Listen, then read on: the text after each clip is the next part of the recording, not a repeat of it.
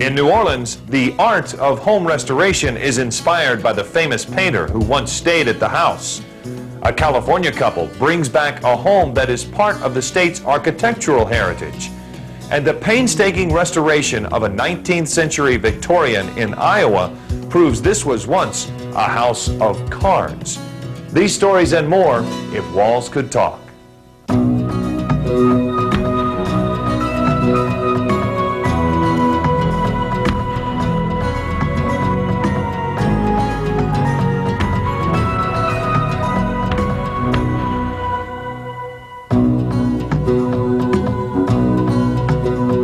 Hello, I'm Phillip Palmer.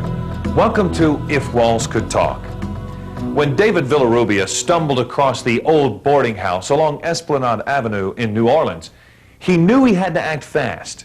The neglected building was for sale, and David was certain it wouldn't take long before others realized that the building was historically valuable. On first impression, it didn't look like much. But as David learned, Impressionism is not always what it seems. The plaque in the front said it all. The famous French Impressionist painter, Edgar Degas, had spent 4.5 months in New Orleans in 1872. He stayed here while visiting his mother's family. So even though the building needed work, the house was in very poor condition. David Villarubia knew it was a home worth saving. David was not an art aficionado. He knew Degas was famous for his paintings of ballet dancers and women. What David didn't know was just how significant the home was to Degas and to his work. That revelation came through a catalog he found in the attic. Stumbled across the well-used and worn-out catalog of an exhibit that was hosted at the then Delgado Museum of Art, now the New Orleans Museum of Art. As he paged through the museum catalog, he learned that Degas had done nearly 24 works of art during his visit to New Orleans. David discovered that many of those paintings were of Degas' family members and were done inside this very house. What I realized when I read this catalog was that there was more value here than what I could ever have imagined. David believed he had a duty to restore the home to Degas' time and to share the home with others. Over time, the home had been chopped up into tiny rooms, the ceilings lowered, and the walls covered with layers of wallpaper. We wanted to be true to the restoration and bringing back the floor plan of the original house as much as we could. We also wanted to bring back the colors because color and light made such an impression on the artist while he was here. David has done both, restoring the home's color scheme and layout. For instance, the parlor looks the way it did when Degas painted the rehearsal here. In this painting you have René, the brother of the artist, and the husband of Estelle, playing the piano, and he is playing while Estelle is singing, and of course Desiree, who's a sister, is also singing, and it looks as if they're rehearsing for something. As David has learned, behind every painting is a story. So this is Estelle Musat, who is the daughter of Michel Musat, head of the household here. She is blind, and the artist admires her for the way that she handles her blindness. And she's seen arranging flowers by texture and fragrance. Degas painted Estelle several times during his stay. Degas related to Estelle in a very personal way. Estelle had trouble for years with her vision and eventually went blind, and the artist himself was having trouble with his vision when he was here, and he too eventually went blind. To protect his sensitive eyes, Degas painted from the inside, looking out. He painted children on a doorstep, right at this location. There were a set of double doors here at the time when he was here, which are now just a little further back. The painting also reveals a secret. A very faint outline shows where a staircase once stood.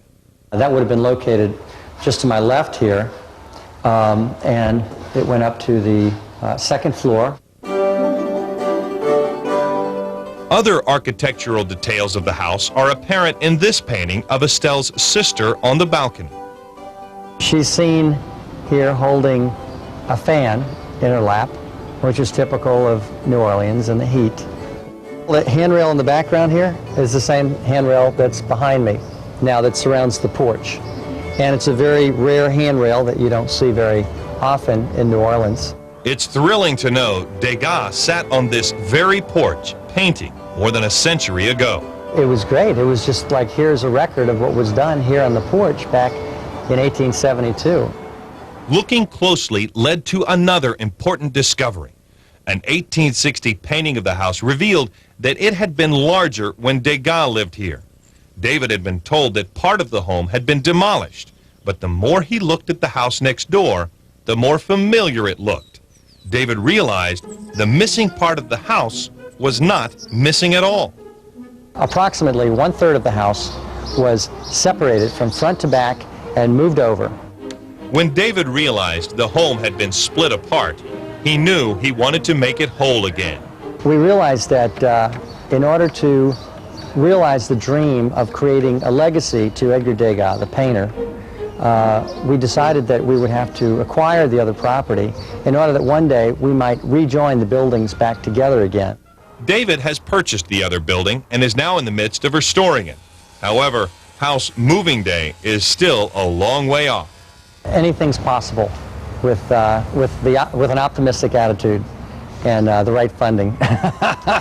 David's optimism led him to buy the house, and that optimism has proved right. I think the house was a hidden treasure in New Orleans, and that we have unlocked a secret. While David has many reproductions of Degas' paintings on the walls, he doesn't want the house to be a museum. He wants people to enjoy the house, the same way Degas did when he came to visit his American relatives in 1872. And David does share his treasure with others. His home is also a bed and breakfast. Coming up next, a California couple's work in progress uncovers an amazing example of some of the state's most famous arts and crafts architects. There's more to hear if walls could talk.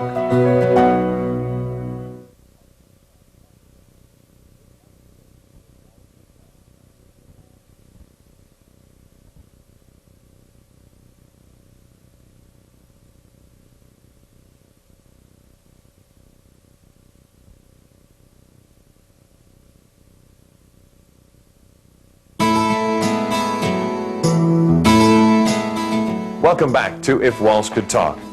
Phaedra Ledbetter was surfing the net when she stumbled across a 1906 arts and crafts home for sale in Pasadena. It was actually the 3.5-acre lot that caught her eye, not the house. But that was before she and her husband Mark went to take a look. When they actually saw the house, they realized they'd stumbled across a lost treasure. 6 months have passed since they bought the house, and it looks more like a construction lot than a home. But underneath all the sawdust is a gem. The house did not make a good first impression. It was awful. It was completely covered in ivy. There was ivy actually going into the windows. Plaster was falling off. But Phaedra and Mark were able to look beneath the surface and see some amazing architectural features.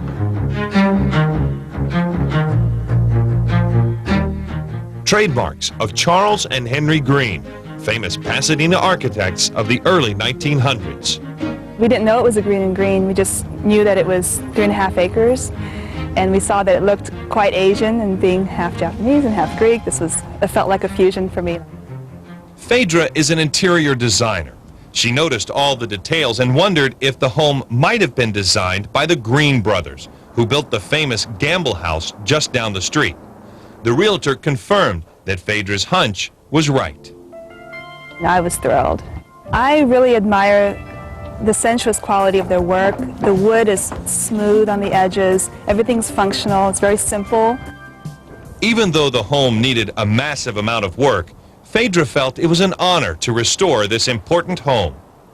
It was just intuitively right. It just felt like destiny. Everything about the house and about what we wanted, and it was a magnetic draw. We were just drawn to it.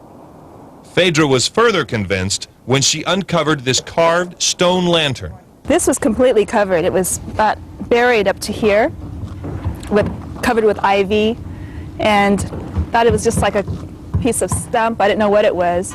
When they pulled off the ivy, Phaedra knew immediately what it was. This is called a yukimi lantern, which means to view the snow. The snow piles up on here, and it's really beautiful. The Green brothers admired Japanese architecture, and that influence fills the home. I felt like part of me.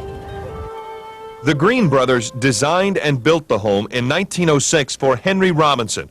Robinson was a financier and philanthropist who advised 3 presidents, including President Herbert Hoover, who occasionally spent the night at the home. The Ledbetters want to restore their home to the way it looked when Henry Robinson lived there. But they don't just have to rely on old photographs to discover what their home once looked like. Amazingly enough, they can also go see a life-sized replica of their dining room in the early 1900s. The Huntington Library in nearby San Marino, in conjunction with the Gamble House, has the original dining room furniture on display as part of a large Green and Green exhibit. The exhibit is a door to the past for Mark and Phaedra and a vision of their future. All of the furniture for this house was designed specifically for the house by the Green brothers. The chandelier, the dining table, the chairs, the sideboards, the buffet, and we're hoping to restore the dining room to its original splendor. When we are stressed out about construction here, we could just go and visit the Huntington Library and pretend that we're at our house. It's really quite fun. There's still a long way from here to there, but another incredible find is making restoration a lot easier. We're in the powder room, the guest bathroom downstairs. We have what looks like a coat rack, but come in here. There's a secret door here. Well, if you like this, it won't open. It looks just like a coat rack. Slide this open, and here we have a secret compartment. And inside, we found 2 original light fixtures designed by the Greens that go in the dining room. It's just, they're beautiful. They're gorgeous. I'm so happy to have them. Everywhere I look, there's something new that we find in this house, and this is just another surprise, another pleasant surprise. Phaedra found an even bigger surprise in an even safer place. The previous owner, once we closed escrow, brought us down here. He was very excited. He came down here and very ceremoniously started opening it up, and I was having conversations with him. He said, "Shh, this is very difficult to do." Opened it up, and voila, we have an original Green and Green chandelier with leaded glass and stained glass. When he opened the door, my heart dropped. I saw that, and I was just so thrilled. Old photographs reveal the chandelier used to hang in the front entryway. We have the earthquake to thank for this. It was hanging by one string in the early 1900 Northridge earthquake. The chandelier was put here for safekeeping, but the Ledbetters planned to return it to the entryway. All these wonderful discoveries just convinced Phaedra that they were meant to restore this home. When I first purchased the house, I felt like I was living in a fairy tale. It was just, everything about this house is just enchanted. The fairy tale almost didn't come true for the Ledbetters. When they first tried to buy the house, they were outbid, but 6 months later, they noticed the home was on the market again. Apparently, the people who outbid them couldn't sell their own home, so the Robinson house went up for sale again. This time, the Ledbetters didn't even haggle over the price. When we come back, an Iowa homeowner restores his house himself and finds many clues to its 19th century past. Stay with us.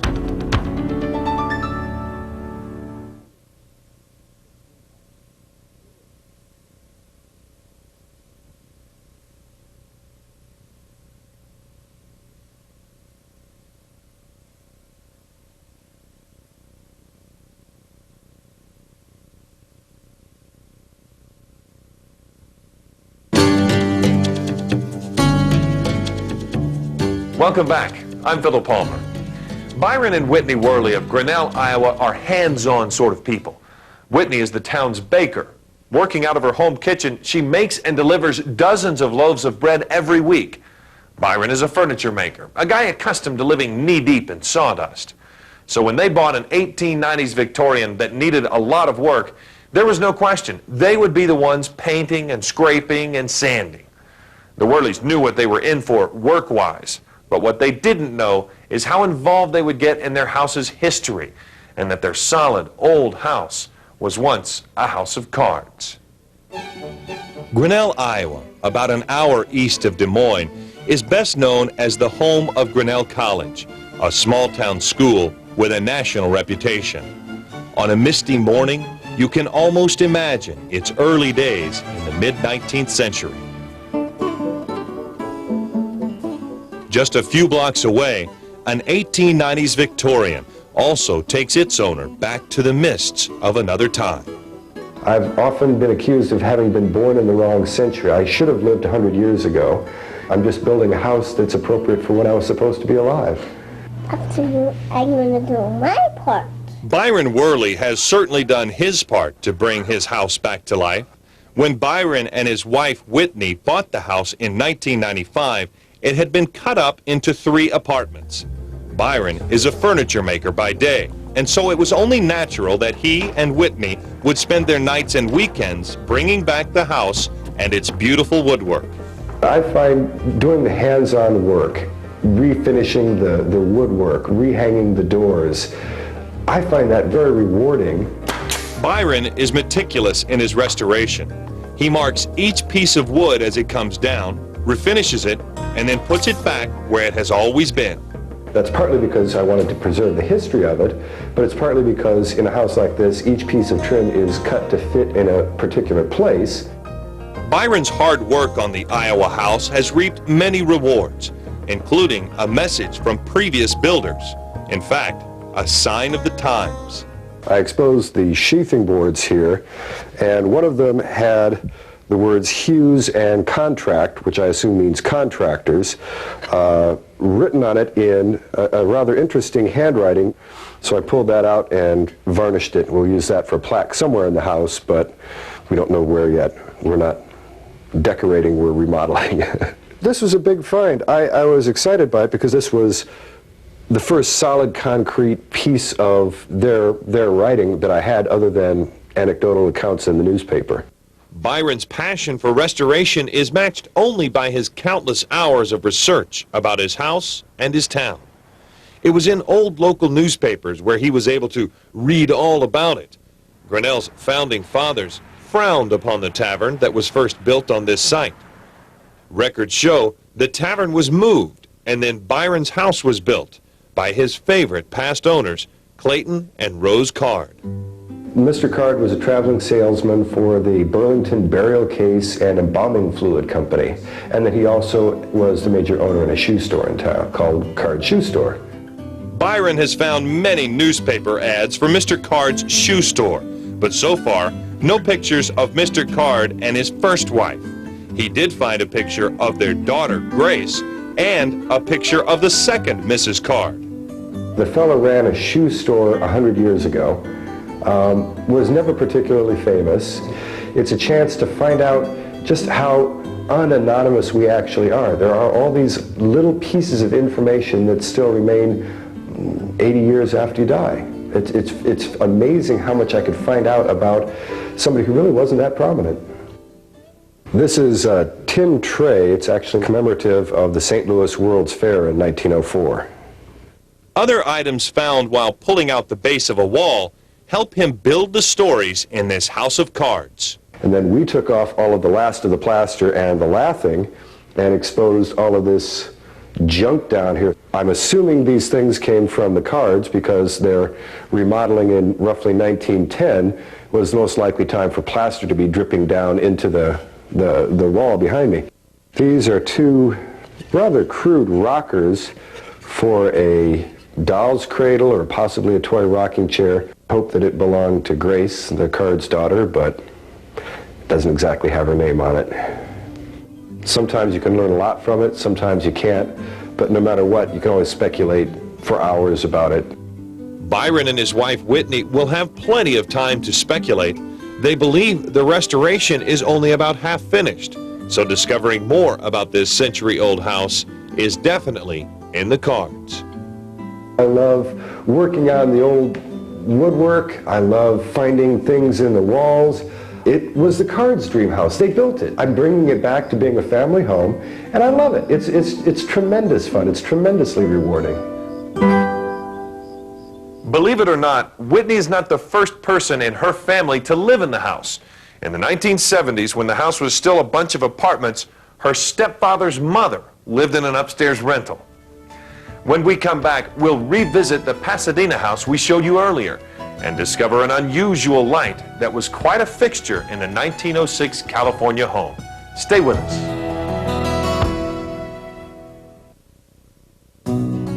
For questions and comments, please write to If Walls Could Talk, care of HGTV, Box 50970, Knoxville, Tennessee 37950. Be sure to include the episode number and your daytime phone number.